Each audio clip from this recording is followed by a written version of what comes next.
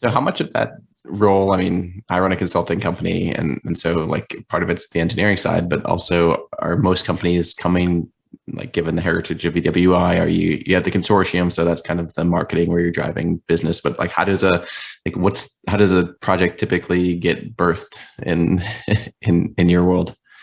Yeah, okay. So basically, I think that there are a couple of ways, right? One, I would call these reactive projects, which come in our way, saying that, hey, someone has a problem. They know that we might have resources which can solve it based off of some, presentation that we did 6 months ago or a light paper that we published on the market. They're like, hey, can you help us out? So that's kind of reactive.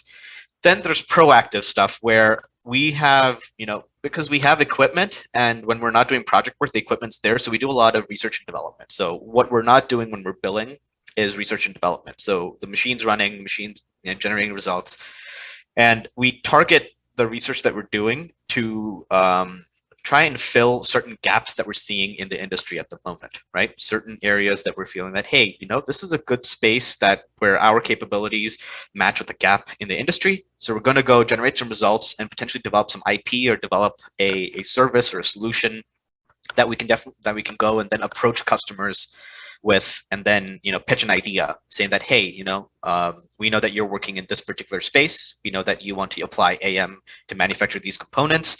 We understand that this particular problem, be it a surface finish problem or a hydrogen induced cracking problem or a solidification cracking problem, is something that you're contending with. Here is a solution that we've developed that we think might be of value to your organization. And then we get them interested, chat with them, and then if it works out well, proposal, and then they cut us a check, and then we're off to the races trying to develop a solution for them. Right, so there's reactive and proactive selling. The sales cycles are obviously different because some of the reactive stuff just keeps coming in, and that's a function of how out there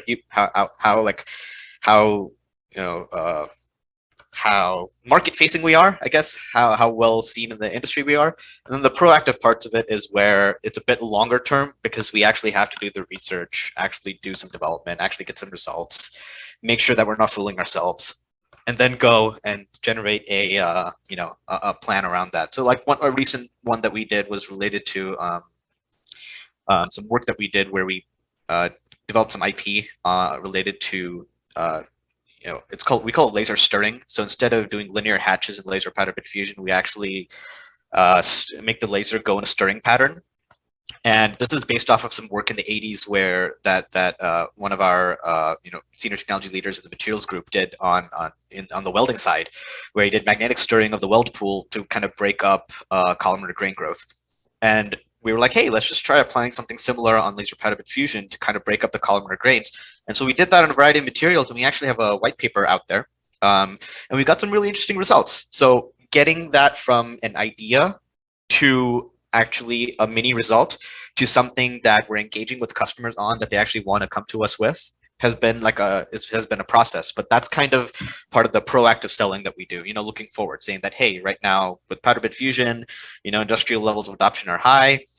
There are a lot of materials on the shelf, but then there's still many more materials and applications which are inaccessible because right now they're using forging grade alloys or they're using high gamma prime crack prone alloys. How do we unlock that entire part of the market? And one way to do that is either by tailoring the material, which some folks are doing, but for customers who are in a situation where you can't adjust the material composition, can we do something on the process side?